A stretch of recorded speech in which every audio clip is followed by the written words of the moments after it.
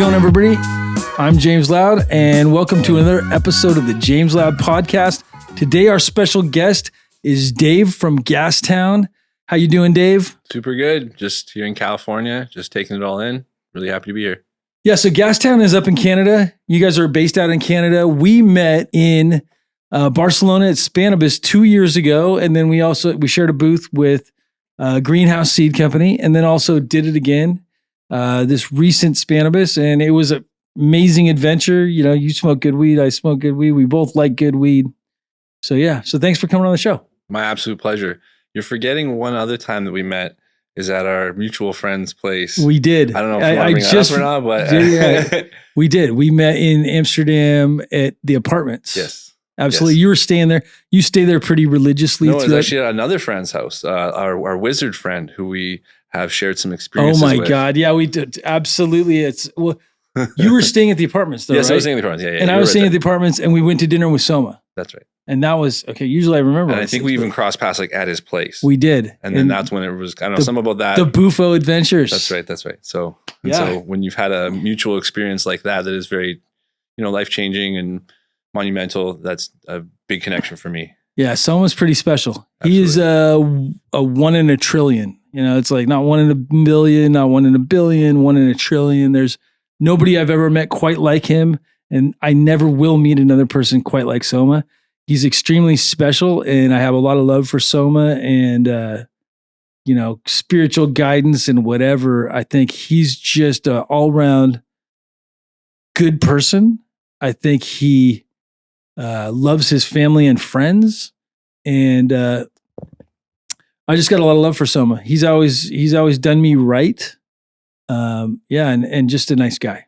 So yeah, I just feel like his intentions are just always so pure and genuine. Yeah. And just the way he talks to people, it's just pure and genuine. And what more could you want out of any relationship? He's a freaking character. Yeah, sure. He's a character, and I've tripped on things and actually seen Soma even though he wasn't there, I've seen him and had experiences with him outside of this existence, which is wild because I can't say that with about a lot of people. There's a handful of them. And spiritual guide or whatever, Soma's always there looking over us. So yeah, the spiritual experience that I did have with him was extremely life-changing and helped me just be extra sure of my path and part of the reason I'm sitting here right now, to be honest. Yeah. So you're a lover of Amsterdam, Barcelona. You're a world traveler. You've been to Thailand. Mm-hmm. I've seen you in Thailand and on Instagram at least. Mm-hmm. I've never been to Thailand. I plan on going this year. No way. Yeah, I'm super excited. I'm going to check out some genetics and stuff like that are growing over there, I think this fall. Oh, so our mutual friend, Ariane, was a big motivational factor for me when I went there. It was also part of the reason I was in Amsterdam. Yeah. My father passed away.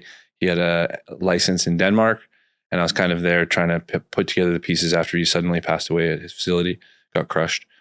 And that was part of also the spiritual guidance through Soma. I kind of got into a dead end where I didn't know where to go with the whole situation. Yeah. And Ariane gave me the suggestion to go to Thailand and to go check it out, and that there's lots of opportunity there and this and that. And he kind of gave me a push to go. Yeah. And so I went like a month later, and I had an amazing time. I got to check out their facility and got to get super motivated by what him and Dust are doing, watching their team just execute on just a high level, the partners who they partnered with, just the whole thing is just like a dream come true. And just see the spark in Ariane.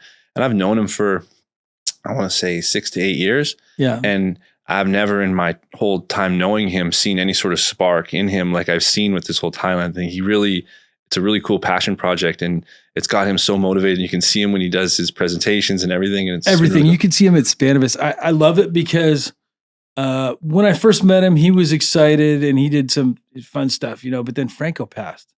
And with the passing of Franco, I think there was a lot of sadness, not just with Ariane, but within the industry, but especially Ariane losing his best friend and somebody who was his the yin and yang balance to him, and finding where you belong in the world after something like that happens, takes some time. And it's pretty amazing with Thailand, from going to the Congo and all the stuff they've done in their career, but now reinventing themselves in Thailand on another level. It's pretty it's pretty amazing watching from this, the cheap seats, watching them on Instagram and seeing the stuff they're doing, the new strain hunters. And I mean, they're so passionate about cannabis.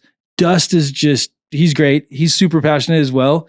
They love the plant, and I feel like they're just super passionate about what they're doing. Yeah, and just the level that they do things, and they showed that kind of in the Congo with the how many like the amount of count of the phenohunts they did. And Right. in this industry of genetics, as we both know, your credibility comes from big phenohunts. You're not going to get any credibility doing a 3-seed phenohunt and finding a winner or bag seed or whatever. You got 100, 20 plus is kind of like 30 plus is kind of like the minimum. And he's out here doing 10,000, 3,000 minimum per strain. So, I mean, I think that's a little extreme. Personally, I think it's great. And you're really finding outliers and stuff like that in there. I mean, I prefer smaller phenohunts. 3 is not enough. Three doesn't tell you anything about your genetics. Right. 10, it really might tell you if it's worth looking through more. Right. But me, I mean, I think like that 20 to 50 range is really good. Mm-hmm. Some genetics, it's worth going through 100, and some, you're going to find kind of what you're looking for in a smaller amount. But, when you have the space and you have the money, that is the way to do it, is doing larger hunts. And you can do several genetics when you're doing them that size. And, I think there's gold in those hunts. The team is extra important too. The team that they have established down there is really next level. And to be able to keep all those still alive while they grow through their whole life cycle is another huge undertaking. And I think if not the biggest undertaking in the whole process, if you're going to do that big of a pheno hunt. Right. So I just tip my hat to them and their whole team for even attempting the process and then now executing on such a high level. It's really, really cool to see and just to even witness the whole situation. It's really cool and to watch the last couple of years. Totally. Well, when you see your friends' success, it's always amazing. At the level they can do it on is it's pretty mind blowing. And when it's your friends being successful, it's even better. I love watching my friends succeed and my friends kick ass, and especially taking stuff to a new level. And it requires commitment and dedication. And we talk about being business owners getting kicked in the nuts every day and waking up and smiling about it. I mean, it's really, I think we were meant to do something on this plane of existence, on this planet. And I feel like working with cannabis is where I belong, where you belong, where Ariane and Greenhouse belong, and Dust and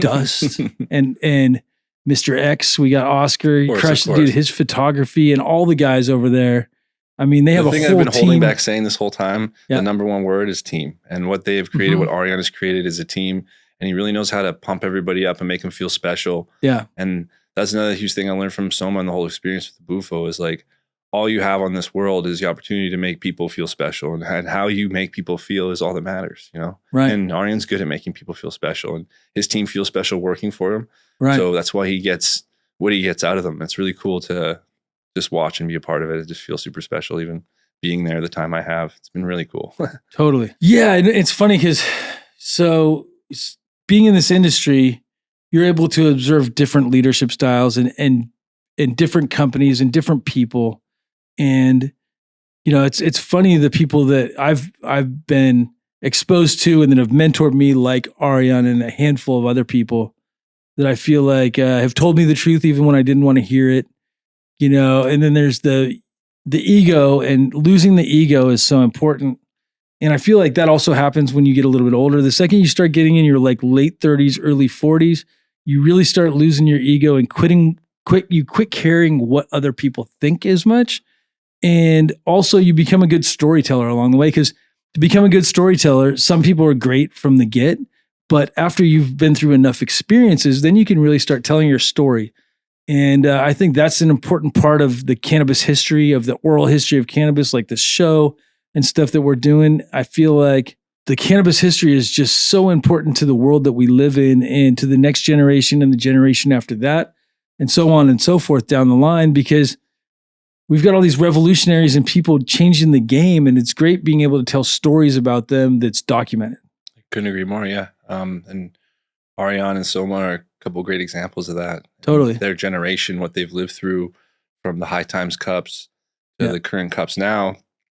I just messaged Ariane the other day. He's like, yo, did you realize that you guys won a Billy's Award. He's like, what's a Billy's Award? And I'm like, dude, this big thing. Like, so yeah, it was really like important. third place sativa, or second place sativa for Super Silver Haze. Super Lemon Haze. Super Lemon Haze. Yeah. For Super Lemon Haze, second place, still winning awards. How many cups has Super Lemon Haze won over the years? You know what I mean? Whether it's across or some the actual crazy, strains. So crazy, or I bet you it's one of the renamed. top. I bet you it's one of the top all-time winning strains. Super Lemon Haze, Super cups. Silver Haze. Yeah, for sure.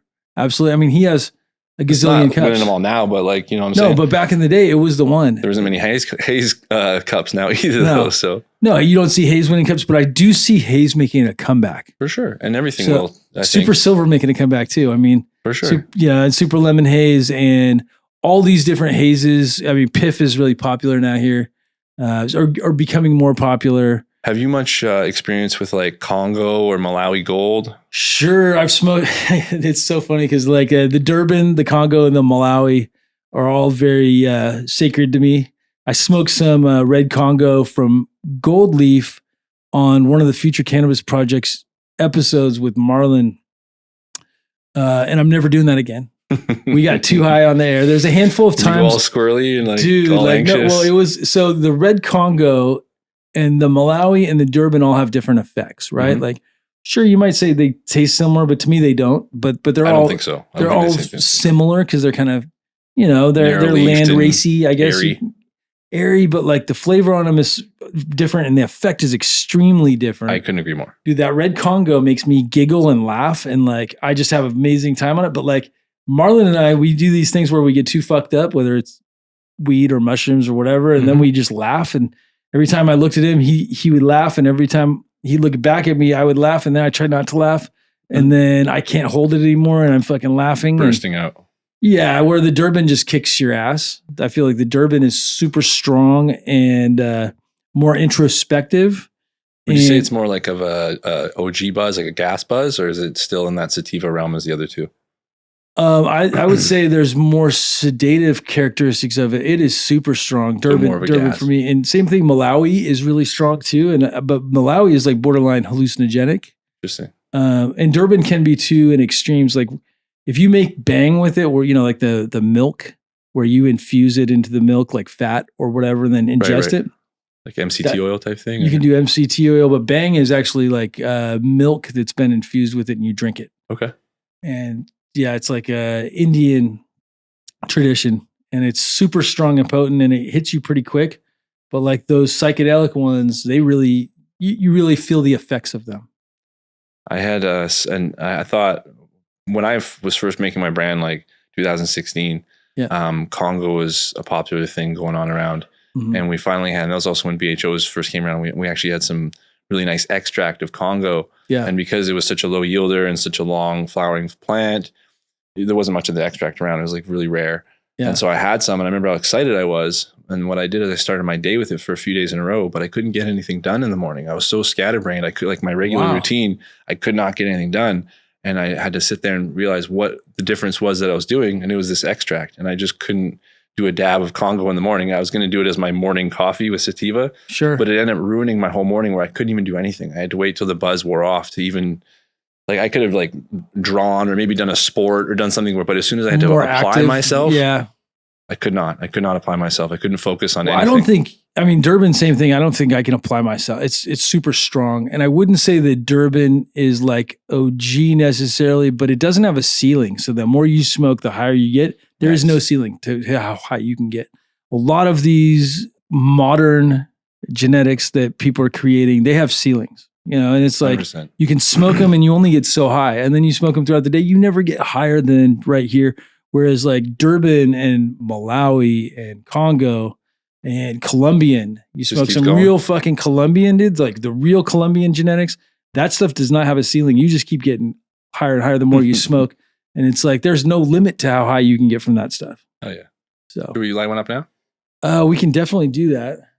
This is branded you guys or? Ridgeline Farms. Okay. No, this is Ridgeline Farms. They're going to be on the podcast in 2 episodes from now. Okay. And so they're doing big things up in Humboldt. Dope.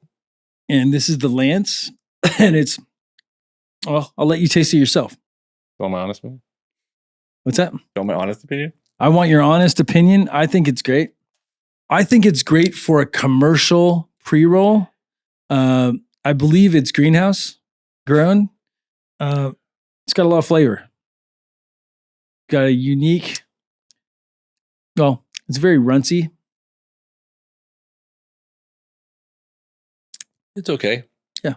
I get a little like in the, almost like a sour taste in my palate. Yeah. I don't know if that's like the newts or what, but. Oh, it's living soil, organic. It's okay. I don't love the terps, but the buzz I'm liking. I'm liking the buzz that I'm getting from it. Nice. I'm getting some actual like heady buzz. I'm not like enjoying the terps personally. It's not my. So let's talk about terps. So you're super picky, but you smoke a lot of extract too. So you're all about terps. I'm definitely a flower guy. Like I've been flower guy since I was 16. Yeah, we smoked a bunch of joints in. I'm definitely a flower guy. And I've evolved into the extract scene. Now there was a period in the early 2000s before hash or before bubble hash was like really super popular. Yeah, where we were washing in Vancouver and making ice hash, but we didn't know what the hell we were doing. Right. There wasn't a lot of knowledge on it, and I think everybody was kind of learning as they go. And I think that's a lot what Hash Church was people sharing their experiences, learning, and then that was able to elevate it exponentially. Bubble Man and Hash Church. Yeah, it's a huge community. Yeah. One of the most important communities for the hash movement. Tip my hat to him for that big time. Mark killing it to this day, still killing it. Yeah, for sure. But yeah, the profiles that I do like are like, I love gelatos, I love runts. But for me, like, I really like that like clean taste so that I'm not getting affected by like that almost like nutrient. Do you want it floral? Do you want it gassy? Do you want a little bit floral, a little bit gassy? I don't mind. So like personally, like my favorite profiles, I like to smoke different stuff throughout the day. Like I like to start in the morning with a nice Z. Yeah. And then I'll move into like something that's a little bit more fruity. How do you feel about the effects of Z? I feel like it's not. So it's uppity, but not too uppity. You know, it doesn't get me. You still get high from it. Yeah, exactly. But it's not like I feel like it's one of those ones with the ceiling. Like you can still get high, but it doesn't take you over the top. It's a clean high. But you can keep smoking it too, and it's not like, I don't know, it's still tasty. Like I like still all the way down to the roach. Exactly. And yeah, you can get sick of Z, and you get sick of anything for sure. And that's my whole thing. Like I like smoking a different joint every joint I smoke throughout the day. I feel like I never really got sick of sour diesel.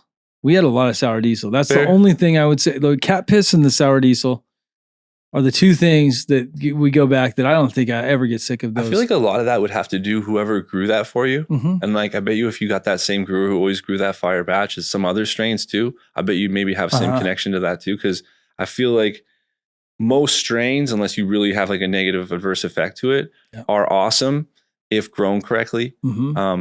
And that's just my experience. And so that's why I also like having a lot of different varieties, because I feel like they all send you in a different direction and are kind of apply for a different function throughout the day. Right. Whether it's going out for lunch, whether it's playing a sport, whether it's watching a movie, playing a video game. I like smoking different stuff for everything, or the same few things for the same few things. I'm the same way. And I'm always trying new stuff because I like the new experience of being able to find something that I've never seen before, or I'm always waiting for that lottery ticket, you know what I mean? Where you're like, oh, what the fuck is that? Have you tried the new toad venom? It's pretty nice. I've not tried weed toad venom. Yeah, it's called, exactly. So there we go. Yeah, no, maybe that's why I like it so much. I don't know. Totally. But no, it's a new one out. I forget the group, but it's like the hot new thing in New York. When I was there, everybody's on it. And the hash from it's super fire too. It's a Z blend or a Z cross, I'm pretty sure. Yeah, not Diet Skittles, by the way. No. Diet Z. Right, it's not Diet Z. Well, it probably is Diet on the Z end of it because it's obviously diluted. Sure. But like, no, it's not like whatever. Well, I'm okay with stuff where it's diluted, but it's complex. That's what this is. I just don't like a lighter Skittles. It's not as terpy. What's the point? Which is a lot of this stuff. A lot of the Skittles crosses, the Skittles S1s, a lot of those end up being not as terpy as Skittles. And I feel like, why would you want to grow something that's not as good as maybe has a little better structure or whatever, but sour diesel's like this too. Yeah. I find sour diesel crosses. I find the original sour, the real sour. Absolutely. The real sour. Like, they're never on that level as the original sour. No, there's only a handful of them. I think, my partner and I back in the day, did some sour back crosses and stuff like that. And I think we were doing really good work, but JJ from Top Dog is doing it. Aficionado has sour crosses. Karma's got some sour crosses. Like just out the gate, those 3 guys are all doing some good sour Those are work. some of the best in the game. Yeah. Yeah. For I sure. respect But a for all lot those of guys. sour, like sour's tough to work with as a cross. Sour structure, the recessive traits coming through in whatever you're trying to get. It's like, what are you shooting for? Right. And I think that's maybe a lot of what's happening is maybe they're not searching for the real original sour OG traits, or I don't know. But I haven't found many. You probably got to go through a lot more too. I would say that was the thing with us back in the day, was being able to go through a lot. And, it's like then selecting and finding ones that are really sour where it does justice to the sour. I think that like there's fire crosses for sure, Mm-hmm. but I'm just saying it's not like the sour. Like that sour was so special. And I think a lot of the Z crosses are doing the same thing. When you see the Z name on the jar, you see the sour name on the jar, you have a certain expectation attached to it. And then that's probably what's not being met. For the longest time, OG was like that. You'd have like some OG cross that was just not quite great. And there was no OG seeds for the longest time. You couldn't get real OG. You get like OG Widow, OG Critical from the guys in Europe or whatever. And it was like nothing like the OG that we liked. And then there's the variant of like region to region of the OG. Like, you know what I mean? There's definitely different. Dude. There's a lemon one that I find out there. There's more gassy ones. There's definitely a few. Yeah, there's definitely more piney and there's more citrusy ones and more earthy ones. And they have ones that lean directions. All 3 of those directions. And I like all 3 of those. I do like pine though. For sure. I do like the classic, like the original one. Hey, the original one. Yeah, the original one it was piney, and the SFV had like pine and it was lemon and pine and earth. I'm just from Canada, so a lot of what I'm going on is second information when I ask questions to people who I really look up to and respect, and that's kind of what I've got from most of the people is that the original OG was a piney, gassy, so good fire that you just pine cones, chunky pine cones, dude. It would grow pine cones like not that great in node spacing, but like amazing buds that fucking you smoke those down to the roach. It was gassy all the way down. Brian from Vital and Jaw Mikey 1, they got some good ones. Then there's some other guys. Can't think of the brand right now, but they're in Salinas. Where Living Soil? Where in US or in the world is the best OG from and still being grown? So it's a multi-answer question, but like the best. So if we go down into LA, I feel like if you wanted the best OG, like LA was where you go to get OG. Then if you wanted to go get cookies, like this is like 10 years ago, but if you wanted cookies, you came up to the Bay. Mm-hmm. Cookies, sherbet, gelato, right. All that stuff got pumped out of the Bay. Before that, it was Blue Dream. When Blue Dream was fucking cool, that was coming out of the Bay. And, right. That was the original hype strain. Yeah, New York. So we talk about New York, and New York had the sour, but it came from California to New York. Interesting. Right? But then there's an interesting thing that happened in the late 90s, early 2000s. We got these Beaster strains. We got the Canadian Beasters. I don't know anything about those. Yeah, so that was like before your time, right? So, no, that was my heyday, that was your bro. day. Yeah, so we got the Beasters. I had to bring it up on the show. Yeah, we got the Beasters. And so they would come down to the Bay and they were like a football. Mm-hmm. That was a pound was this big, and a pound should be this big. Okay, so you maybe got the later Beasters then. Yeah, all the stuff was pretty dense. Oh, and they also packed it up a step further. Never mind. I didn't see them at that step. I seen them before then. Yeah, so I mean, this was like 97 to 2004, 2005, probably, maybe even a little before that. But there was this period where the Beasters, the BC bud, took over a lot of this stuff, and it was interesting as far as like that there were bigger numbers of stuff, so you could get 100 of this or whatever. But a lot of stuff they ran O3 to it, so it didn't smell, and so there was like a haze smell to it. But some of the stuff looked really good, but it was also compressed, right? So there's the Orange Crush. I remember we had really good Orange Crush and some others, so a bunch of other genetics. Do you remember the names of them? So, because I remember the names. I can, I jog. Yeah. So Jamaican was like the main one. It was the Jamaican Big Bud. It was just these big, huge, donkey, like lime green. And they're Bud Light. Like they were 12-inch buds though. Yeah. I mean, I remember seeing big buds. They didn't smoke worth of shit. Like they were horrible smoke. That was like they the bottom. Looked amazing. Bag appeal through the roof. And they smelled kind of like hay. Like they didn't really have much smell. Yeah. And a lot of the buyers were approving the packs without actually opening the bags. So you'd bring like a 20 pack and they'd be in sleeves, back sleeves, and they would just look and they'd see the big long donks in the lime green. As long as they were like the right trim and they were like the right look, they just would approve them. Well, a lot of times you'd have to go up to Seattle or wherever they were going to get them. and you'd have to go into a garage and of somebody's house typically, and you pull in and there's a bunch of packs, and you're actually going through some of them, opening them up to find the right ones. Then you got to go on look to find the rest. If you're going for 200, you don't have time to open every single one of them. So what you'd do is you would basically look for specific ones. You'd open it, you'd remember what it looks like, and you try it. Hopefully you picked all the ones that look like that. If you're good, you hit it 100%. If you're bad, you hit it a lot less. But yeah, you were going for the 100% because there could be mixed ones in there that just had no smell to them. Some of them didn't even look good, right? But like it, because it was all mixed together. But yeah, wild. Interesting talking to someone on either end of it. I definitely was only a part of like the rounding it up. So I don't know what they did beyond that, but I definitely was. Juicy Fruit came down from Canada. So this is the same strain. So Jamaican Juicy Fruit is the same thing, just renamed. Okay. So that's the same strain, the same. Interesting. From what I was taught as a young lad. And then there was Louis, which is LUI, Legends of Ultimate Indica. There was Sugar Shack. They smell like carrots, kind of a little bit red hair. Some other strains were just like the hash plant back in the day. For sure. It was a little bit higher end. And the Lizard was another pheno of that. The Jer. Godbud was another really popular. Godbud, I remember seeing Godbud for sure. Shishka Berry is another one for sure.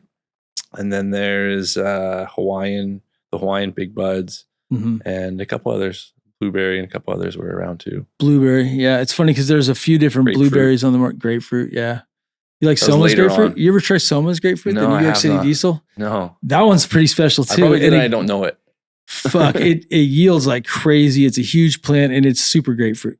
Okay. Like it is grapefruit terps. It is the most grapefruit out of anything I've tried over the years. Maybe that because like a lot of the grapefruit packs we were getting were from the Vietnamese people, and there's a really good chance that they just got seeds or whatever of that because it was so grapefruit. Like they had this, and it was like orange hair, like super orange hairs, little golf balls up to like the size of an orange. Well, yeah, the buds would stack really, really good. You get big. I mean, even indoor, you got chunky big colas. Okay. So maybe it was a yielder. Sea green. These guys used to just totally flip them small away. plants and feel like flip them. Yeah.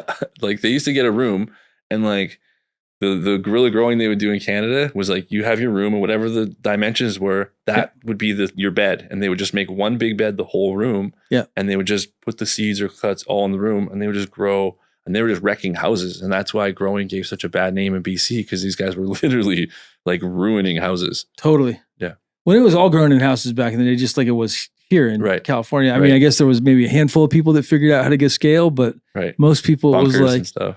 Yeah. Bunkers, warehouses, early days. But yeah, grown in houses. So how did you start getting, or when did you get into cultivation? I was 18.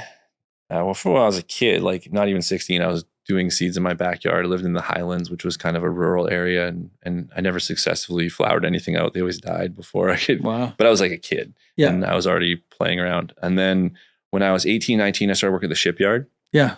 And my dad was kind of like a legendary biker in the area. So all the guys at the shipyard knew who I was.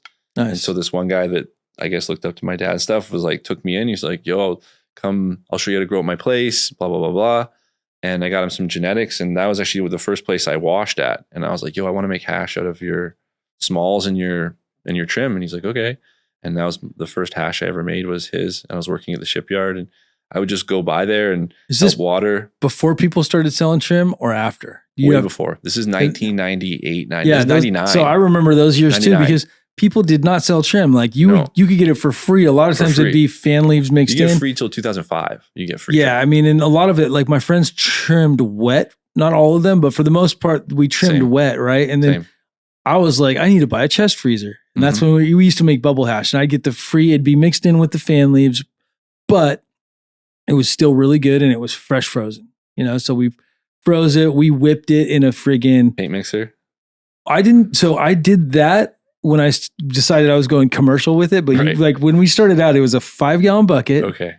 Pre-bubble bag. You stir with a wooden spoon and ice. Whoa, you were kind of ahead of your game. And then you pour, you use a red Solo cup. And this is my buddy Luke taught me this way back in the day.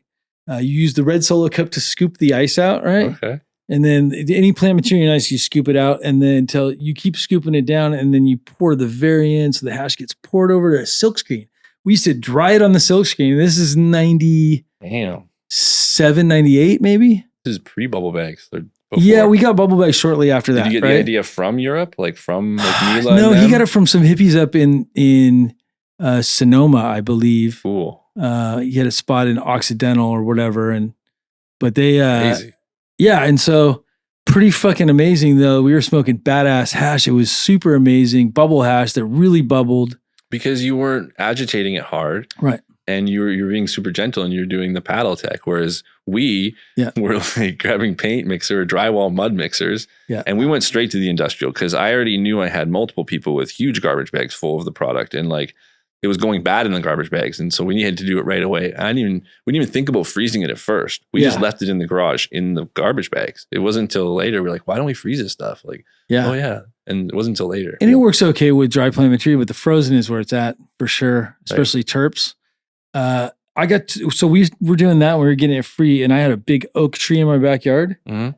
And so we had lines that went over the oak tree so I could do 3 bubble bags at a time with pulleys on them. Right. And so we did the pulley system where you could tie it down so you would pull it up and it would drain, where you didn't have to break your back because we were doing the big 20 gallons. There's a tech you can do where you don't have to break your back, but this was, we didn't know anything. Took us a while to figure it out. So we bought, it's so funny because we were so far ahead of our time in some ways. We had bought a washing machine thinking, dude, wouldn't it be great to be able to use a washing machine? Now it's just like kind of it became the standard. And this was 20 years before it became the standard. Yeah, you're ahead of your time with the paddle, and you're ahead of your time with the washing machine. Yeah, my buddy we actually tried using a washing machine. We brought it over. We fucking didn't figure out how to make it work. Right. Had we done that, maybe the mesh bag wasn't on the idea. Yeah, exactly. We would have been revolutionaries had we done that properly, and you never know. Hey man, you were like this close. Like bunch of stoners. Yeah, and then but it's all about the passion, right? Like, why are you doing that? Because you made some fire hash, and you were then motivated forever to do it. Once all that stuff is super fun and exciting, and you feel like you're creating something new or inventing stuff. Totally. There's some excitement that I get like an from explorer. Yeah, exactly. Like your uncharted territories. Yeah. Christopher Columbus. Exactly. Right. I mean, he's not the best example, but you're like an inventor. Like, you know what I mean? Exactly. You're Albert Einstein. Einstein's a great example. Thomas Edison, Albert Einstein, like weed light bulbs. Totally. But and then BHO, we started doing BHO early 2000s before they had dab rigs. Right. And so we were blasting BHO. What was the first BHO blast you ever did? And I'll tell you mine. So we had a table and we had slots in the table. The first was just tubes, PVC tubes with ones. And then my buddy came over, the same guy who actually taught me how to make bubble hash, came over and was like, dude, we're gonna do this. It's open blasting, right? And we did in 4 tubes in each after bubble hash, right? Yeah, this is years after bubble hash. But I guess people started doing it probably in 98. Kay from Trichome Technologies wrote a paper on it in 98, right? Okay. We started doing it in the 2000s. I didn't know him back then, but we had a table. It had 4 PVC tubes in it, and each PVC tube would get 2 cans of butane. And we would take it, had 3 holes on one side, 1 hole on the other. We'd have a fucking coffee filter that was cut that it would go through. And we would pack it down with plant material, buds, whatever but you would fucking pump it. So you have 2 at a time. So you go here, you do these, you go these ones, you go these ones. And then after you get to all 4, you go back to the beginning and you try one more time because you get like one little blast out of it. Then you jump onto the second can and you do those, same thing. And we'd go into Pyrex dish with a double burner. It was like a camp griddle that we used on the bottom. Like a flame one? What's that? Not a flame one. No, fuck no. You would, I know. Electric. Like, electric griddle. Right. And so the electric griddle would work as a double burner because you'd have the water in it and whatever below the Pyrex. Yep. And we'd hand whip the water, and the water would be hot, and it would warm up the butane so it would bubble. It's very slowly warm up the butane, and it would burn the butane off, and you'd be left with the butter that you'd whip at the end. I think that was like pre-shatter. That was the original, was the butter, and on like a Pyrex square dish, correct? Yeah, the same thing we had. And you would get slabs that you would peel off, and it was super terpy. And the funny thing is my buddy came back because I was like, man, that stuff's so toxic and gross. I can't believe we used PVC. We probably poisoned ourselves and all our friends. And then he came back in 2015, had gotten these tests run on it. There was no zero. Well, no, he made a batch and then wanted to test it with the same tech. I was like, PVC, bro, you can't smoke PVC, bro. That's hella bad. And I kind of talk shit about it. Right. He came at me with a COA where he had every possible test run and all these things. 0 butane. And so he's like, told you so. And I'm like, I don't know, but like definitely plastic PVC is not the way to blast. People that do that, that's not a good idea now. We know better. For sure not. We smoked a lot of it though. Yeah, I didn't smoke too much of that, and I didn't want to share the tech because I was worried about people blowing themselves up. But my first experience was just on my patio, on my deck of my condo. And we used a turkey baster at the grocery store. They had like a metal turkey baster, like a kind of a high quality one. Mm-hmm. And then used a hose clamp with the coffee filter on the bottom open end. And then we just put the thing just packed the turkey baster full of the flowers. Crazy. And then just put the butane on the top end, and it passed through all the butane, and it would leak into the Pyrex of the coffee filter. Oh, wow. The gravity would go through it all. And then you have your liquid in there, and then you just put it in the... Seems like hella work.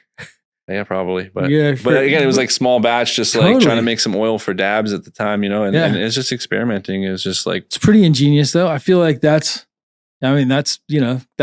way better than PVC. Right. In the same note, it's a lot of work. It seems like it was actually really easy. Just pack the thing, put the hose clamp in coffee filter, and the hose clamp held the coffee filter. Yeah. And then the butane in the top, right, where it usually squirts out, and it would just pass through. Right. And it would drip into the bowl. And then the bowl was in the hot water just like you did. And same thing with the whipping. Same thing. Dude, that stuff is great. And it was terpy and it was good. I mean, for being a 1.0 version of something that's now turned into... My heart was always racing doing it, though. I didn't like the fact that the gases and everything. I was definitely always on edge doing it. So I always wore a mask when I was doing it. There was people that blew themselves up shortly after we started, and I was like, I don't want to blow myself up like that. When I got given the tech, I was given it with a lot of warning, and I just didn't want to live with sharing it with someone and them having something to do with them. So I just like left it there, and then over the next years, it obviously evolved to what it did. But I kind of just stuck with bubble hash at that point. How did you smoke it when you first started doing it? Do you smoke it on coal, where you heat the coal up and then use a straw? Or no, I think we either put it in. Were we dabbing then? I think we were almost dabbing. Like back then, we were smoking our bubble hash in a Ruhr bong from Germany, and we used these angle bowls, and they would be smoked on a screen. So maybe we would put like the oil on ash and then use a hemp wick and light it. Yeah, maybe that, or we would just like mix it in our joints. Totally. I think we might have had a titanium nail by this point. I'm not 100% sure. I'm not sure exactly when the 2004? First. Yeah, it was a while after that. I think it was like maybe 2005 or 6 that I remember dab rigs. Maybe it was a little after that even. But titanium nails were the first. I don't think I don't think I was quite using a titanium nail then. Yeah. But I knew people who were, and I wasn't about it with the quality of the. Just knowing the butane and everything, I just wasn't like, I was just sus with it. I just didn't totally trust it. Yeah, I didn't know what it was. So I was like, I knew it got me really high though. I knew that for sure. Yeah. So, but I was definitely, I'm like, we don't know what we're doing here. We don't know what heavy metals are left in this, and I don't trust it. So I'm going to just. I came from the world of hot knives, right? Where you do the hot knives. Maybe that's what we did. That's probably what we did. We probably hot knifed it. Yeah, hot knives were the way. I think that's what we did. I remember the bubble hash wooden hot knife. It'd burn off before you could get a real hit because it was too liquidy. I'm not sure. We always did the old school, like Moroccan style, but like look at some old photos. The classic hash that they made in Humboldt, we could hit the hot knives and just get wrecked. Yeah, I was hot knifing right up until dabbing. And now obviously I was doing it way less, but like whenever like there was that person that just wanted to get like the extra high, we'd bust them out and be like, okay, the flowers just aren't doing it, or let's you want to go to that place. Let's do this. Exactly. And we do it. But like it was like once a year, maybe, gravity bongs. Yeah, you guys already gravity bongs too? Yeah, and as I was talking to a guy today, he's like, those gravity bongs do now, those aren't gravity bongs. He's like, the real gravity bongs have a valve and they have water in them, and when it's time to do it, that water goes down and that toke gets slammed in you. You hold the thing up and then and like that's the real gravity bong. I'm like, okay, you tap people out. People would never even want to smoke again after that. If they did it their first time, they probably wouldn't want to smoke again. A lot of people. And it's interesting how like that was like fun for us back in the day. But if you really think about it, it's not the way. No, you want people to. No, but that goes into the explorer part of ourselves. The guy who wants to try or go on the adventure of different methods. And it's like some of these guys smoke out of apples and watermelons and whatever else to go to that. Yeah, they want to go through those phases, and it's like for me that was fun when I was younger. Though even bongs, like I still smoke a bong, but not all the time. But like I have a bong ready to go. I still enjoy the bongers, but I don't enjoy the 7-footers or the 4-footers anymore. Even it's like a little. I think I'm more referring to like beginner smokers who get deterred from smoking by people who kind of mess them up with too strong of a dose. That's kind of what I'm meaning. Yeah, for sure. And then they could be potentially consuming a substance that could make their everyday or every week life better, but they're so scared of it that they won't even try it. And I know we all know people like this, and that's something I think we should all try not to do it so much. Yeah. And a lot of times we do it unintentionally, like with these slurpers, and these dabs now are pretty potent. And I think a lot of, for sure. There's a lot of potent ways to smoke now. Like if you're a real smoker, there's ways to get there and very easily. But I like the fact that there's mild edibles that people are taking small doses of. I love that. Because we didn't measure anything back then. They were like, how much shit can we put in this brownie?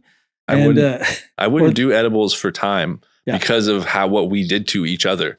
And it wasn't until there was actually milligrams on items and I like very cautiously tried them. Yeah. And then I built a confidence for it that I was scared from edibles completely, just from what we'd done to each other in the early 2000s. Totally, where you're tripping for a day. It's like literally what happened. Yeah, seriously. Going to Reggae on the River, eating one whole brownie that was probably like a 500 or 700 milligram brownie, and having like trippy experience. Yeah. Some people like that. Some people don't. Some people can't handle it, I think.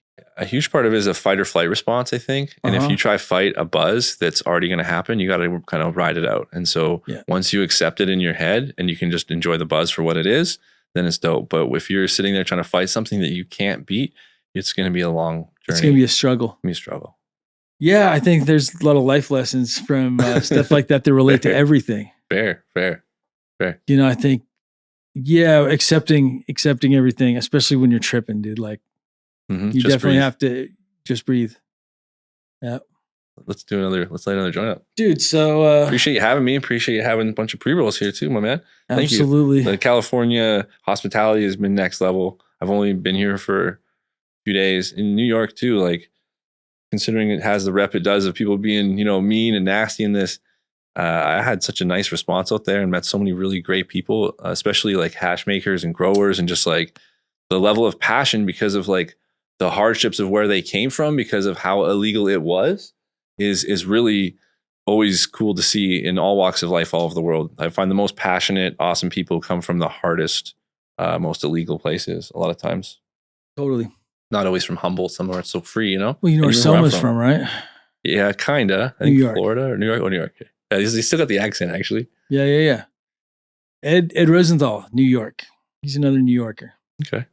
The most stubborn guys are always from New York. Interesting. Because they've had to deal with a lot, I guess, or... Maybe, and it's a huge city. A lot of attitude.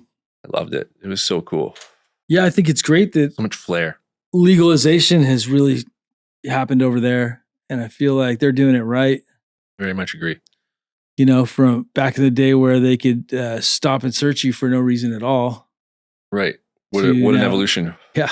Being from the west coast of Canada, New York has always been the top buyer for product. They've always paid more than anybody. You knew if you were tapped into the buyer circles, there was always one guy that knew a New York buyer, and they would pay more than anybody else. And the way it worked when the Beaster days were going on is LA saw, or whatever, the West Coast saw most of the gear. Yeah. And New York saw like another level of gear. And then Toronto would see like whatever was left over just because the dollar, right? It's just straight up. And eventually as the Beasters slowed down, a lot of that was trying to be pushed to New York, but I don't think they took a lot of it. Some went to Chicago from what I know. And a lot of it started to just go east to Toronto and like further east across Canada. Right. Because the people were still growing all this large amount of volume and they're like, what the fuck are we going to do with it? You know what I mean? Mm-hmm. So Toronto went from like not like getting like those juicies and stuff like that and not really knowing what good flower was to being some of the most picky people around, because they slowly but surely, as the border tightened, they started getting all the gear. Yeah. And now they get it all. And they're, you have producers growing really good flower now too. For sure. And I'd say changed. Toronto gets like a huge portion of like the best flower that's grown in Canada because they have the biggest population in buying flower. They make more money there than anywhere in Canada, so on and so forth. So yeah. Yeah. We were talking about Skittles earlier. What else are you guys getting up there genetics wise that's amazing? So there's not a lot of real Skittles in Canada. Like I can count on one hand. Same here. The amount of people that I would can reach out and know that they're sending me real Z. And even I'd say half of those 5 aren't even the original cut. They're like a Z or one-off Z cross or like something, or a very Z leaning cross. You know what I mean? Rainbow Belts 2.0 or whatever. Exactly. Yeah. And a lot of the belts that I'm finding in Canada aren't very Z leaning at all, because a lot of them either didn't know what to hunt for when they hunted it, right? Because they've never seen the real Z. So how do you know what to hunt for? You go for looks then, or unfortunately, or if it's a grower, probably biomass. Right. Totally. So whereas you want the candy, but then the candy one doesn't have a good structure. And so anytime you breed with Skittles, finicky. They breed towards the structure. Anything that's going to be real Skittly goes hand in hand with the structure that's not quite as nice. It's not, it's a little looser. The trichomes don't form up on it quite as good. And as a pheno hunter, it's a lot of the characteristics you're not going to look for except for the profile. That one is, if you're going for the Skittles, you have to look. Yeah, it's about the profile. And exactly. That's more than anything, because it's not about the looks. It's not about the vigor. It's not about a lot of stuff. But, and then finding something in the middle, or that it blends good with Moonbow from Archive. That one's fire. That's why the belts was what it was, right? Yeah, exactly. So, and I'm fortunate enough to have that cut. Interesting story how I got it. During COVID, someone from New Mexico said they're going to send it to me. And I was kind of like, yeah, right. And then out of nowhere, it showed up. And then I had to mail him something back, but I couldn't really get to the post office in Nanaimo because, anyways, COVID stuff and blah, blah, blah.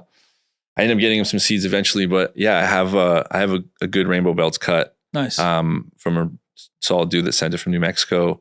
And the Z, I had to get back myself in other ways. Yeah. And but I have both those cuts, and I really like both of them. They're probably 2 of my favorite strains we have. Nice. And a big part of that is because when I went to Amsterdam last year, I didn't do much hunting. I had a new grower kind of take over my facility. Yeah. So I was just kind of happy with my 30 to 40 cultivars, keeping them alive versus trying to like cross them and log a whole pheno hunt. Right. So I'm a little bit behind on a lot of my hunting right now. But this last year, all the seeds we made, I gave a bunch away in Thailand, and we're doing a huge hunt now. So we're back on it this year. Nice. But I took a year off, and it's what I realized is I actually kind of fell 2 years behind. Yeah. Because I fell the year behind that I didn't hunt, but then it takes another year to hunt. Yeah. So I actually fell 2 years behind. So the lesson here is don't ever stop hunting.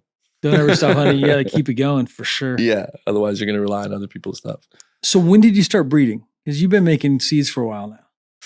So I think 99. Wow. 99 we started. In 2015, I started to go to Emerald Cup and I saw there was a void in Canada of like lack of genetics from all my growers. And I felt like we had the quality of growers, seeing how long we've been doing this for. What we were lacking was the genetics. So I took it upon myself to go to Emerald Cup and first go to different dispensaries and figure out what genetics I wanted. Yeah. And then figure out who bred those genetics. And then I made my list and went to Emerald. Nice. And I bought the genetics directly from said breeders. Sure. It was Symbiotic. It was Oni, Exotic, Canorado. Yeah. Those were the first people I saw. Probably some other I'm forgetting too. Yeah. And Capulator as well. Anyway, and so I started hunting, and then I get different results from different breeders. Yeah. And as I, got the results I liked, I started going more to those breeders. And then the next year also I started to realize that everybody was kind of on the hash train. I was watching like the breeders and people with the brands, when they would meet up with each other, they'd all have these jars in their pocket, and these jars were rosin. And that was when I was like, okay, so if this is what all the owners of, this is the next wave. I could see that the rosin was the next wave because it's just the way that I could just see it. And so rosin happened real quick. I went home, I made that cold room. Yeah. And I even had a partner back when I was doing this Temple Calyx thing. He said that rosin wasn't going to become anything because the parchment was going to leave material in the thing, and you're just going to wait for time until that gets found out. And so I was like, oh, really? I was like, okay. And so I kind of believed what he said for a little bit. But then as I went to Spannabis that year, I met Matt and Joel from Sasquatch at Strain Hunters Club. And they showed me the whole process. And 3 months later, I had a new Sasquatch in Vancouver. Wow. And I was one of the first people, and a few people that I knew that knew how to press didn't have their own presses. And they also didn't have their own material. So what I was doing is I just had these guys that knew how to press come over and do pressing. Yeah. For us. Like I would give them the oil for pressing. I'd give them a percentage of doing it. And I had all this extra biomass to press flower rosin. So they would just come over and they would press, and they'd get some and I'd get some. it was just extra biomass anyway, like smalls or like stuff that I didn't need, Right. or like just product that wasn't selling. And so from there, I saw the hash rosin being the next wave, and I just got into it. And my first thing I did was enter Masters of Rosin. I built a cold room in like November, and I entered Masters in March. Oh, wow. And I got 4th place. And Awesome. that was like the huge, that's where I met like Frosty and Lorenzo. And I'd already met Lorenzo the year before, but that's where like competing with them and being at the events at Masters and being at the dinners and just being part of the whole process was where you really build these relationships that are just like legendary, you know? And so now here we are 6 years later, and I'm going to go visit Frosty this week up in Humboldt. And I don't know, it's just so cool, like full circle, the whole experience and the whole journey. It's really cool. This community is really amazing, and they're exclusive in some ways, inclusive in other ways. And I love the inclusive part where everybody's part of a bigger community. And then, you know, there are exclusive areas of the community as well. And with genetics, people with really good flower, and then people without, that's very exclusive still at the very top. That absolutely 0.1%, not even the 1%, but the 0.1% of the flower, and the people that everybody knows each other on that level too, I think, for pretty much, or knows you through somebody else. 100%. So, and I like that part. I like it's a very good point. Smoking the best flower possible. And I feel like most people don't even get to appreciate the flower that we get to see on a regular basis. And so it's always something special. Absolutely. No, I feel absolutely blessed to have smoked the flower and gain the experience that I have. Like even just this past Masters of Rosin in New York, you got people from all over the East Coast with all their different palettes and their different stories and backgrounds. And some of them are from Cali and some of them are not. And some of them have been there the whole life. And it's just really cool to see their journey and what they hunt and why they hunt it. And just the whole experience is really cool to see all the different walks of life. And that's why Spannabis is so important too. You got all these different passions. Like a guy came 2nd place in the organic cup with some of our genetics he bought off us the year before. And to have a German guy win a cup in Spain from genetics from Canada that I got from Cali, it's just the whole story, the whole thing is like so cool for me. And just like, wow, just to be a part of that is just really special and extra motivating to just keep going and just keep, trying to elevate this as much as I can. For sure. Yeah. I mean, it's a beautiful time to be alive, and the industry is beautiful. We've gone global. You know, I feel like crazy. We've lifted the curtains back and people are showing each other who they really are. And we were able to do it on a legal level that was never possible before. And it's so amazing going, it's like Spannabis, where we got guys from Canada, United States, Amsterdam, Thailand, other Asian countries that I'm not going to say right now, but like we got people from all over coming over, South Africa and all Norway and Finland and Sweden and all over. And we're all there for the same thing, for good weed or for cannabis, whether it's the weed, the hash, the friendships. Did you see the Brazil wave this year? Dude, it was wild. Yeah. Right? So South America, I didn't mention that, but South America, yeah, they're from every country over there. Right. Chile, well, they're in the other countries, so we can mention them because they're in Spain, right? It's not like they're doing it in Brazil. Yeah. So, but yeah, and it's just that passion that comes from places of adversity, and struggle, and it's always the brightest shining stars. Yeah, I mean, those guys in the Caribbean are really passionate about what they do. Hell yeah. Yeah, I got to go there with Marlon a while back. It was which place in the St. Vincent. So, we went over to St. Vincent and visited with the Cannabis Authority, and we gave a lecture on genetics, and pollen mitigation was part of my lecture to them because they're on an island, and it's like I want to explain that. That was the first thing I looked at when I got off the plane. Is such a small island that like pollen can Jamaica, it's a big problem for sure. And so I've seen it firsthand. We talked to the Cannabis Authority. We said we were going to be back to get a license, and that still hasn't happened, but it's still something we would love to do in the future. I think I made a bunch of banana crosses actually to go specifically to St. Vincent that are regular seeds and feminized seeds that I wanted to give out to everybody. So we did legally import seeds into St. Vincent in 2019. Okay. So...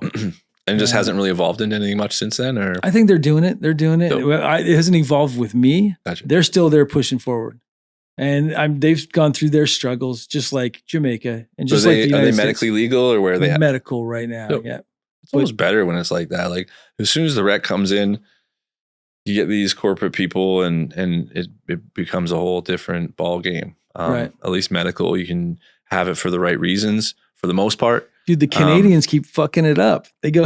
And what do we do to fuck it up this time? They go. No, it's the LPs that are going into places and taking over and doing a bad job.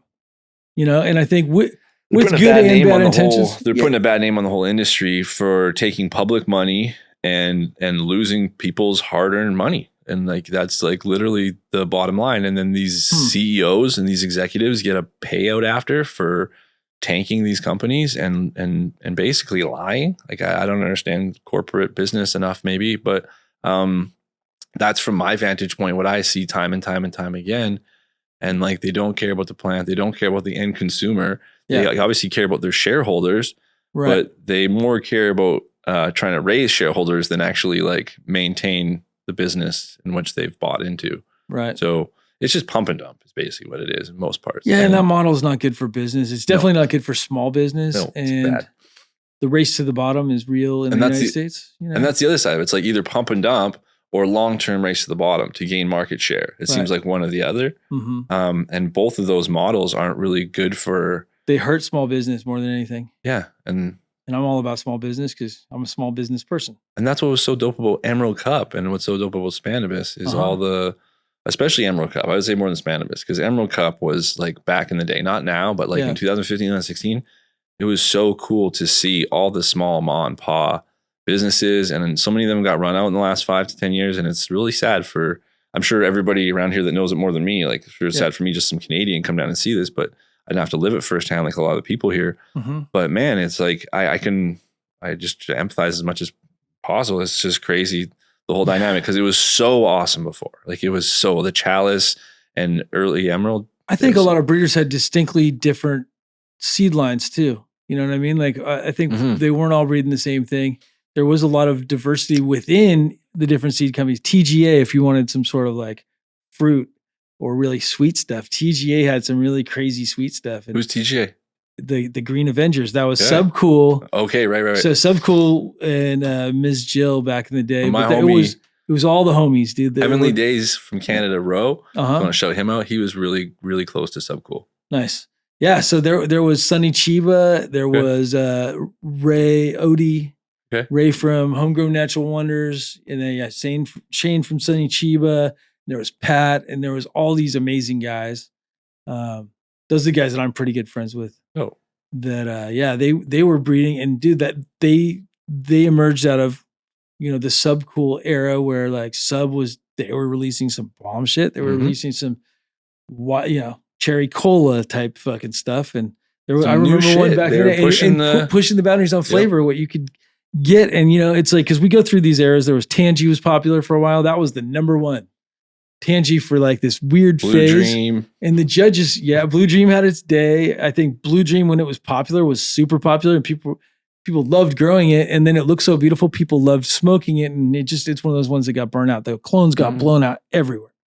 Like everything has its day. Everyone wanted to grow it. It was easy to grow.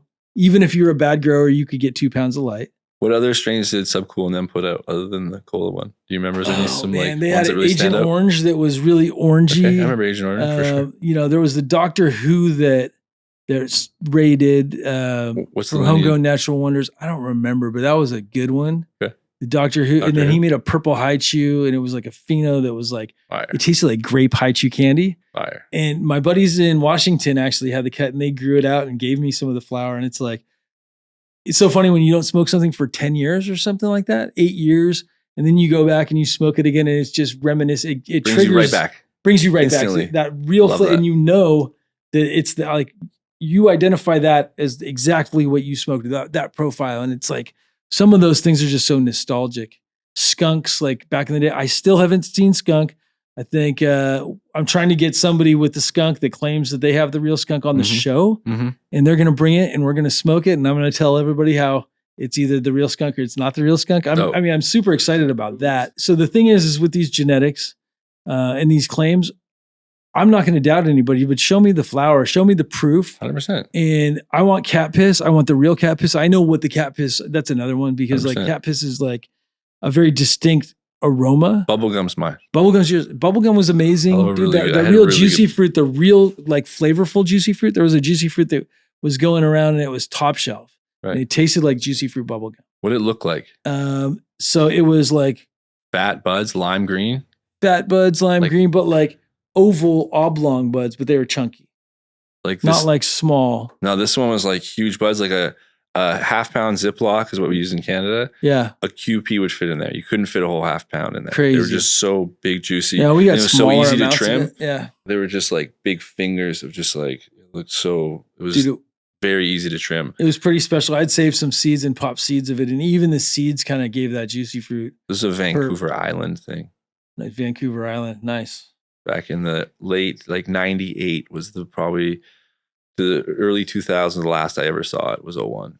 Yeah, we lost a lot of stuff back in the day that was super special and unique. And, you know, we didn't save clones as long. And sometimes we didn't know, I believe that hop latent existed back then and we just didn't know what it was. And it was few and far between. But I remember like some of the genetics where you'd buy it in the first like year these guys were putting it out, it would be ridiculous.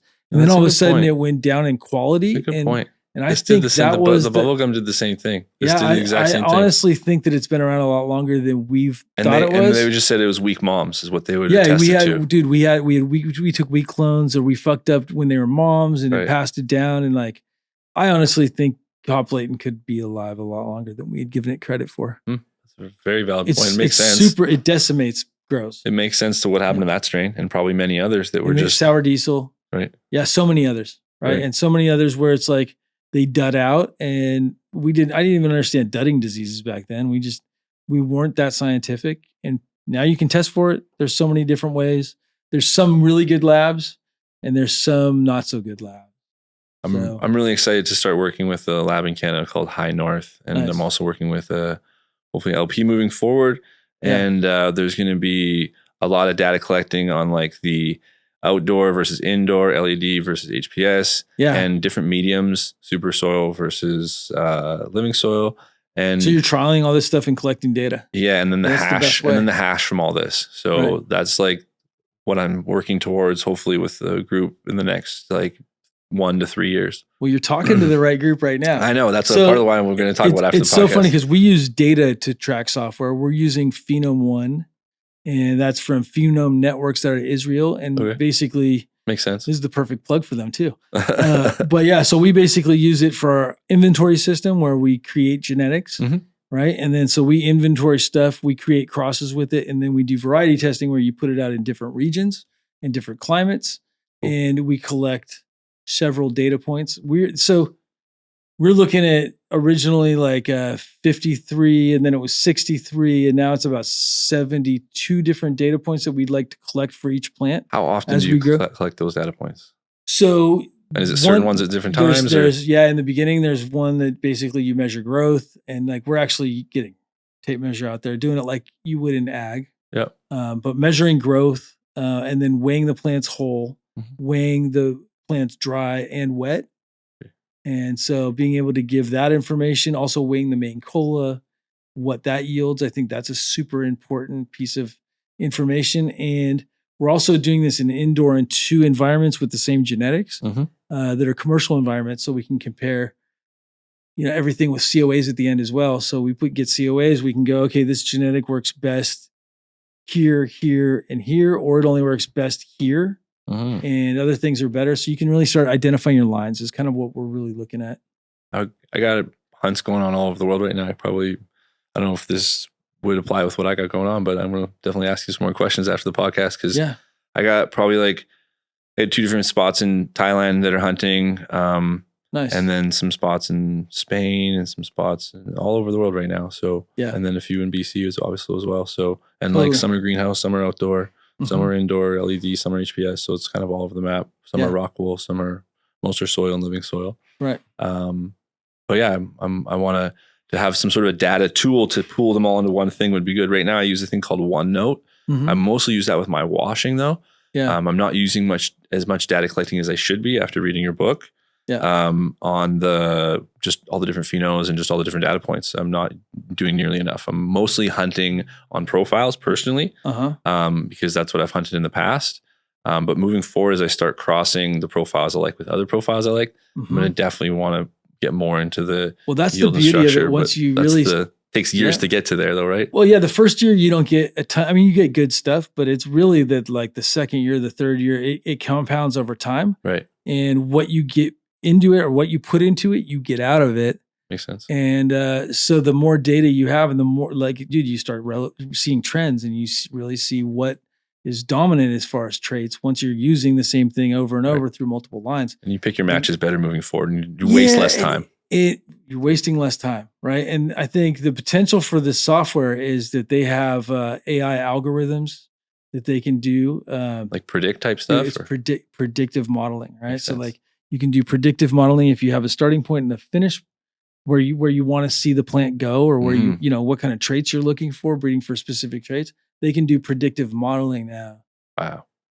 Crazy. My mind is blowing. Dude, and it's so amazing because really breeding for specific goals for, you know, regions and climates. Right. Once you find your traits that you want, like your profiles, and then you can go to the traits. Yeah. Once you look at where you want the plant to go, and then testing stuff in those regions, and then being able to push the plant in those directions. I have a question for you. As a hash maker, washability and how likely is when you cross things that do wash with things that don't wash? Yeah. How likely do those traits pass over, and unlikely? What's your thoughts? I'm working on that right now, to be honest. We have a bunch of washers that we're going to be testing and then crossing them to genetics to find new varieties. But so we have 10 tents, right? So you're in the process of figuring that out right now. We're just dude, that's absolutely one of the things that we're trying to figure out. I'm working with Jason Hutto from House of Cultivar, and we're doing this really freaking cool washer project that we're going to be testing this stuff and also breeding autos that wash. That's a big part of what we're doing. Makes sense. Yeah, I think the time is now for that, all that stuff. Especially here on the West Coast where we got a limited, especially up north where we have limited summer. Yeah. So, I mean, great climates over here. And then hash is definitely on everyone's radar. It's a big thing. It is. The wave's coming in with devices like the Puffco. It's only going to help break the stigma moving forward. And that was Franco's main thing. And that's what we're all here to help do, is push Franco's agenda moving forward, is help break the stigma. Yep. And it's helpful for all of us, and especially for the people that want to get into it, you know? Right. Like that's how a lot of people don't want to smoke because they're afraid of the light they'll be cast under. Mm-hmm. And torches weren't good for that. Exactly. So as we break the stigma, there'll be less of this. Right. Yeah. I mean, all these new ways to smoke is great. Consuming is great. You know, the rosin carts now. Right. I think the rosin carts are amazing. I think absolutely. When you're getting the flavor and the pull, and you know, I don't like the 2 gram carts. It's got to be like, I wouldn't mind if they had 0.5 gram carts, actually. I think they do. They do for sure. In Canada, they do. Nice. For they sure. Probably do here. Yeah. But yeah, I mean, my friends always give me carts. No, that's because like they last too long. Because the flavor isn't good after the first 0.5 gram, or as good. Gotcha. So especially it heats up over and over. Just oxidization. And like, dude, like I've heard about 5 gram pens now. It's like, why? Rosin vape already has to be heated, unlike distillate. Distillate doesn't have to be heated; it's already gone through its process. Right. But rosin has to be heated to get into that viscous state in most cultivars cases. Right. So that's probably also a contributing factor as to why the shelf life wouldn't be as long, is because the product's got to be kind of heated up to even be in a vape. Yeah. Whitethorn Rose is a new one I had in a rosin cart not too long ago, and it's purple extract. It comes out, it's purple rosin. Okay, yeah. But it's like flower petals. Inosilin right in the trichome head. I just saw a picture today at this place I was at, and they showed that. Nice. Trop Cookies is usually the strain, the cultivar that is the cause of the inosilin in the trichome head. For sure. I don't know if you know. What's your opinion on that? Trop cherry. So I got super sick of it because it's like a harsh citrus flavor. Yeah. But that's the same type of thing that gets people's attention. Like if you look back to Mimosa, which was a super popular one for time. For sure. And what was a popular one that we had, it's got that same sort of flair to it. For me, like I said, I was done with Trop Cookies, but like it just won ego as it's blended with the Z. And it also like the Trop Cookies offensiveness is kind of dumbed down a little bit. Right. And then the Z, it comes up, and so they kind of balance out a little bit. So it gives you that like wow factor, but without like the super harshness. Nice. So I like it for sure. And that's the super boof I'm talking about, the one that Trichome Tortoise has been winning Super with. boof. Yeah. That's a weird one for me. For me too. Like at first I was like, well, Trop Cookies. But then as I got into it, I was like, okay, I see why it's getting people's attention. I see why it's winning. And the purple adds another visual aspect of it that like just gives it another mark. You know, people want to buy purple stuff. Dude, that super boof is the super yielder too. I don't know. Next level. Is it? Dude, as far as yield, like 4 pounds per. Oh, wow. On the flower side. On a 4x4. Yeah. Hell yeah. Nice. Wow. 4 per light. Geez. Yeah. I mean, I think you could throw some Favens in there. You probably get 5. There you go. Is that the underlighting? Do the under canopy lighting? Yeah. Are you doing that? I'm all about under canopy. I've seen my friends crush it with the under canopy. What's the percentages you're seeing? 25%. That's like the average? Even like 15%, one of my friends, but like, I mean, I heard about 50%. I think in greenhouses is where it's going to be like really a game changer. Right. There won't, because there's so many smalls. You get rid of your smalls in the greenhouse. Now we're talking about better urban if you give good color as well. But I'm trying to understand why the greenhouses does it. Is that because like PPFD? And that's because the sun's moving like this, so it's not getting consistent light all the time. Whereas it's having like to break through glass or plastic or whatever too. So like that, you're not getting the full PPFD of the sun. Makes sense. Okay.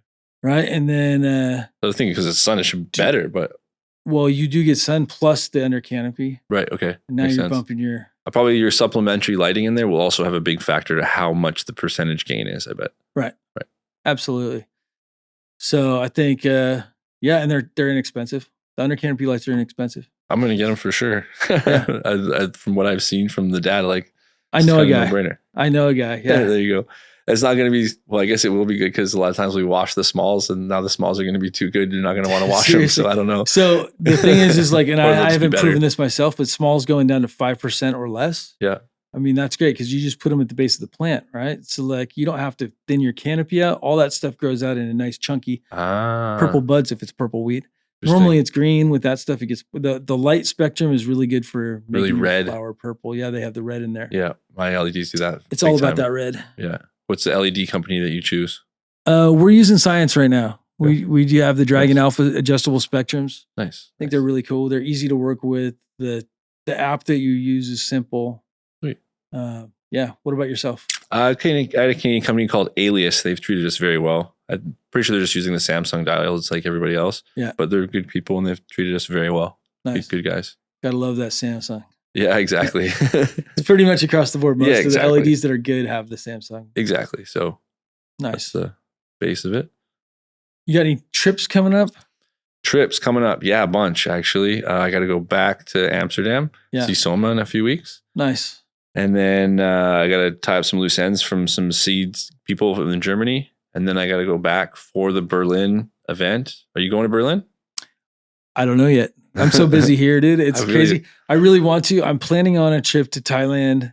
Okay. Maybe the Caribbean Cup guys. We'll see. Okay. I got invited to the Caribbean Cup. There's 2 cups over there that are happening, and I'm super excited about both of them.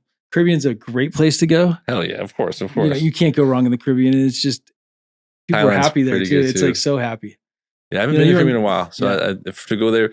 Part of the reason I don't go to the Caribbean is because usually they're not very weed friendly places, other than Jamaica. But I've been to Jamaica so many times, I need to like go to other places. Jamaica's great though. It's good. A lot of Americans, but with Thailand, the way legalization is, bro, like it's unreal. The food there is so good. It's cheap. I'm all about it. And there's beaches, and it's like and the weed's getting better. So at first it was like a lot of import and super expensive, but now there's some good local grows, and if you can tap in and you can. There's a rosin scene now, and it's all there now. Thailand's definitely high on my list as far as places I'm going to be spending time, unless they hardcore change the laws. There's nowhere else in the world where someone like myself can be. You'll be yourself. Because like I've brokered for time, and like obviously like I can do that in Canada, but I have to do it on like the LP side of things. And and that means I got to work with all these suits that I just like, they're just like so hard to work with. They're just lying every step of the way. Like there's no transparency in what they're talking about at all. Right. So I like when someone tells me something, them actually being what they say, not some other smoke and mirror stuff. So I guess it's possible at every level, but just with the amount of shops and the amount of grows and the amount of like, just everything that's going on in Thailand, there's just more opportunity there. There really is. And I don't see anywhere else in the world there's that much opportunity unless they change the laws. Yeah. just with the amount of people, the amount of tourists that come through there. Right. And if you draw, I think it's like a 200-mile radius around Thailand has more population from a 2-hour flight than anywhere else in the world. Wow. And so that's why they have so many tourists there. It's like easy to fly to from all these different countries. From Japan, from wherever. Even Russia and Yeah, and, sure. and then India too. Nice. Let's not forget about India. It's a pretty big population there. Huge. Yeah. So I got a bunch of landrace seeds just recently from Fritz. You met Fritz probably. I think I did. It sounds really familiar. He is the strain hunter, man. He goes around and he collects seeds from everywhere. Okay. And does his thing. And so we're working on some projects together. Where are they from? Thailand or? They are from Southeast Asia. Okay. They are from like Laos India, and stuff? from the Kush Mountains. Okay. Dude, he has like some like charas. When are you going to start popping them? We're popping them as we speak. And did you have to do anything crazy to pop them? Did you have to like add that other? What was that solution I was learning about in your book? Yeah, well, you didn't have to use GA3 for that. These are good. Okay. But yeah, the embryo rescue. You can do the embryo rescue. I was reading on that book of yours. That also. Yeah. Thank you. No problem. Thank you. Thanks for the support, man. Of course. I appreciate it, dude. Yeah. The book's been an adventure. We just went live on Amazon yesterday. Oh, and there's so a ton to learn in there for every level of everything in the industry. There's a lot to learn in that book. We tried to make it something for everybody, and I feel like it's in depth enough to where everybody can benefit in some way, and it's a collective effort. Makes sense. So it wasn't just me; it was a bunch of other people as well. I like the case studies too. The case studies are super cool. Yeah, I try to keep it real with the case studies. For sure. You know what I mean, and get the real story from the real people. And I wrote things. It's funny because with the case studies, some of them I wrote a certain way, and then I sent them to the people, and they were like, "No, that's not what happened." And I'm like, "Good to know." Like. Okay, so this is what I had heard, and this is what the truth is, and so.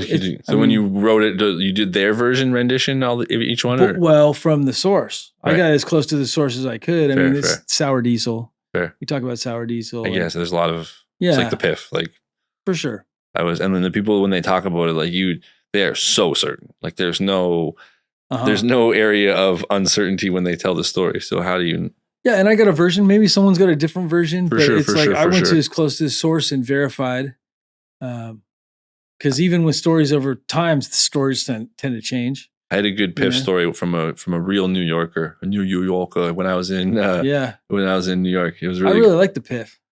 I like the Fort Collins cough too. The PIF that I saw was like these little pinky, little like almost like turd looking calyx, the calyx that are like exactly. Stacking, yep. And it was hazy for sure. It was just a haze, like a typical haze. Nothing too. So the PIF that I've had is like a haze, but it's more mellow of a terp and not more of. It doesn't burn your nose sharp. Yes, it was like that. It was just like that. It was a more mellow haze. Nose. It wasn't like Congo or like one of these. No. It was and chill. The high is more chill from it too. The Cuban black haze was stronger, but I like the PIF. I actually like the flavor on the PIF. It's another one you can smoke it down to the roach if it's really good, and it's got that nice. It definitely is uplifting, and I feel like the high is really clean from it. I feel like it opens my eyes up. It doesn't fucking tighten my eyes down. I feel like. I could see that, like a nice daytime buzz. Mm-hmm. And I can see that's why New Yorkers like it too. They got to kind of be alert in New York. Yeah. You can't just be couch lock baked and walk around that city. You're going to. No, it doesn't knock you out like the Durban does either. Right. But you still want to, take the edge off a little. So I see why that's popular. Shout out to Golden State Banana Nick for taking me around and introducing me to the guy with the PIF. And nice. He's been out there for the last couple of years. And pretty sure it's Golden State Banana's Banana OG, a cut up Banana OG. Yeah. And he's been rocking it out there, doing it, coming back with a vengeance after, it's pretty cool to see. Yeah. It's nice to see people reinvent themselves and crush it. So it's really cool. For sure, man. There's a bunch of fighters in this industry, who aren't going down no matter what. And it's like, that's the best thing. And sometimes it's just putting one foot in front of the other, instead of giving up hope. No, there's times where it's easy to sprint and it's easy to run. Mm-hmm. There's other times where you're walking up the mountain and it seems like the mountain is so far away, the top of the mountain, and you just got to put one foot in front of the other until you get over the fucking hump. And I think life is all about that. You know what I mean? And just getting up and showing up for yourself. Tomorrow is a new day. Uh-huh. And if it's not a good one today, we'll try this again tomorrow. Sometimes you just got to show up for yourself. Absolutely. And, that's number one. Yeah. Number one, self-care is everything. Yeah. And on a spiritual level and on a physical level, I think. And it's really difficult in this day and age with the distractions we have on our social media Oh, to even be any sort of in touch with your spiritual level whatsoever. Getting Because outside. There's all kinds of important shit. Like, I think it's that's just part of it. obvious for me, but it's like going outside. You know, I've been so busy. I had a hard time mowing the lawn, like because I've been so busy. Finally, I just went home at 6:30 and went out and mowed my lawn. And it felt great. so good after. It felt really good after. Like it's funny because I'm super blessed to not have a lawn, but also to live in a super nature area. Nice. I'm just joking because I don't have to mow it, but I wouldn't mind a lawn. But kind of the way we live is not really like lawn territory. I guess it could, but it's more like rocky and like kind of like that's still rugged cool too. Trees and forests. But yeah, and I have the beach across the road, and that's where I go ground myself. Nice. And try to take my shoes off and walk on the freezing cold sand in Tofino. Do you ever do sun gazing? Have you done sun gazing? I do it every morning. Really? Honestly, so when I was in Thailand, every morning I wake up and I watch the sun come up over the horizon. What about cold plunging? Yeah, I do that too. Nice. For sure. Yeah. That's what's up. I don't do it enough because I like when I'm traveling and like to have it. And honestly, when I'm at home, I have one, but I wimp out a lot. So I do like a lot of cold showers. And it's kind of like a process of like... It's so much easier than a cold shower for me. I don't like cold showers. There's a part of it, I know what you mean. I like the dip. Just boom, get it over like a Band-Aid. I'm in it and then I'm numb, right? And then you think about it for about 30 seconds and... Just breathe. You're just breathing through it and then you get numb and you don't... What's your time that you like to do a cold plunge? 6 minutes. 6 minutes. Yeah, I'm about 5. So yeah, so I don't do as cold as I used to. I used to do 37 degrees and now I do like 50. Okay. And 50 is just fine. I could do 37, 50's but good. I feel like 50 is good and I get out of there and I feel super refreshed. And I don't take forever to warm. If I go 37 degrees for 5 minutes, it takes me a lot longer to warm up and it's not that big of a deal, but I feel like I get the real benefit at 50 degrees. Like at 50 degrees for 6 minutes, I feel amazing and I get that dopamine kick for all day. Love it. I love it. Yeah. Do you do in conjunction with sauna as well, or do you do separate? I do. I haven't been doing the sauna as much lately, but yeah, the sauna, pronounced Finnish, and I am Finnish, Swedish, but sauna is the sauna we do. I just learned something. Thank you. Yeah, I didn't know that. Traditionally pronounced sauna, not sauna. I didn't know that. If I can do 4 days a week, 30 minutes, I like it hot. I like it above like 180. But yeah, I like it hot too. Yeah, it's like Soma after I work out, the saunas a lot. And in Tofino, I'm really blessed. We have a couple really nice saunas that are on the beach. Yep. And then you walk across the beach and just lay in the ocean. And that's almost torture because the waves will get you. And like the bigger wave will hit you and then it'll go right over your head sometimes. And it's like a whole different type of like flowy cold. And then we also have a floating sauna up the inlet where it's unbelievably beautiful. And you can jump in the ocean off the floating sauna. That's cold plunge. Cool. Yeah. Oh, so that's funny because when we were in Seattle, they have hot tub boats. Okay. Dude, it's freezing cold water on Lake Union. Trippy. Yeah. And then you go around in the hot tub boats and hop in and same sort of thing. Yeah. We usually go in the real boats, but the hot tub boats are pretty cool too. You see, people are partying. And you cold plunge in just the regular boat. You can cold plunge off the side of the boat. But yeah, that water is super cold up there. Right. Especially this time of year. Yeah. So as far as you do, so how many days do you do cold plunge and then how many days do you do sauna a week? Probably like only two of each, realistically. I would like to do more. I'd like to do them almost every day. Yeah. My goal our place is a bed and breakfast in Canada. It's called Green Cedar Retreat. Nice. It was I did fishing trips and then I switched it into like a cannabis thing where we teach people to make hash and rosin right on site. Yep. And so what I'm getting is I'm going to build a sauna there and I'm going to have the cold plunge and sauna right on site, probably by the end of this summer. Wow, so in my backyard, I'll be able to do it. And at that point, I have no excuse not to do it 4 or 5 times a week. Like no excuse. Yeah, it's the best. I used to talk about it too much on my show, but I love it. And I love heat too. Makes you feel good and you want people to feel good. Makes you feel good. Yeah. For sure. Our whole team does it and everybody feels so good. And like the morale around the house, because we all live and work together is like. Yeah, I've been trying to get my producer to jump in the cold plunge, but he's not into it. But I've had a couple friends on the show that have stayed at the house where we've got them in the backyard. Kyle, that was on the show from Canada Organics, he jumped in the pool. He had drank some coffee first. I said, you might not want to drink coffee. He drank coffee anyway. Goes out to the cold plunge. I get in and I'm like, yeah, I just sit here, 5 minutes. And it was 48 degrees that day or 47 degrees. He got in and started shaking a little bit, just dunked down to his neck, and he's like, "Fuck this!" Jumped out, ran in the house, and took a hot shower. But yeah, that's at your house. That was at my house. Okay. Yeah, I have a big 700-gallon above ground. Well, next time I come, we'll do it up. Oh yeah, it's good. Yeah, I'm super down. I love a good cold plunge, and I haven't done it this trip, and I wanted to do it in New York. I was looking for a spot, but I couldn't find one. Yeah, I didn't find one in time, but yeah, totally. Yeah, you guys need to come hang out and get some good food. There's so much stuff to do here. I love California. It's dope. Love it. Yeah, it's always an adventure here. There's we're close to the mountains, we're close to the ocean, we're close to the Emerald Triangle. We got a little bit of everything, and you're going all the way up 101 and into deep territory. Going in. It's pretty amazing. This is the time of year too. It's great. The weather's nice right now. It's just the start of the nice weather. The smells in the air are amazing. The different everything was starting to blossom and stuff. It's Oakland smells amazing. Yeah. So if people are interested in finding out more about you, where would they go? Instagram. My personal Instagram is Gastown Fire. Yeah. We got Gastown Genetics is our genetics page, and Gastown's Garden is our flower page. Nice. Yeah. Awesome. Well, I look forward to seeing you in Thailand maybe this fall, and definitely at Spannabis next year. Thanks. Me too. Can't wait for it. Yeah. Thank you for being on the show, man. Thanks for having me, brother.